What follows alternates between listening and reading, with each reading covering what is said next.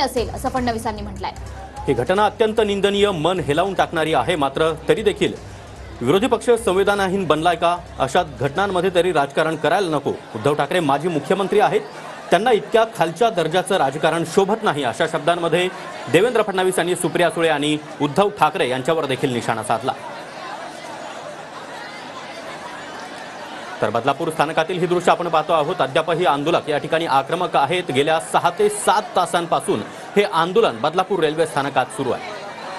तर सरकारकडनं सुद्धा पावलं उचलली गेलेली आहेत। IPS ऑफिसर आरती सिंग या महिला ऑफिसरच्या नेतृत्वात चौकशी समिती नेमण्यात आलेली आहे। तात्काळ चार्जशीट आणि फास्ट ट्रॅक कोर्टाची निर्मिती यांचा प्रस्ताव सुद्धा देण्यात आलेला आहे। त्यामुळे कायद्यानुसार जे काही तातडीनं शक्य असेल ते करणार असं आश्वासन मुख्यमंत्री आणि गृहमंत्री या दोघांकडूनही देण्यात आलंय।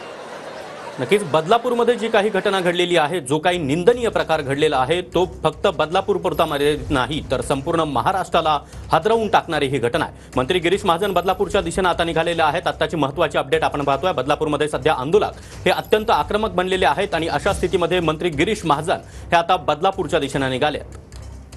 सरकारच्या बाजूने आता नीलम गोऱ्हे आणि गिरीश महाजन हे आंदोलकांशी संवाद साधणार आहेत। नीलम गोऱ्हे या सुद्धा काही वेळापूर्वी बदलापूरच्या दिशेने निघालेले आहेत, तर आता मंत्री गिरीश महाजन हे सुद्धा बदलापूरकडे निघालेले आहेत। आंदोलकांशी ते संवाद साधणार आहेत।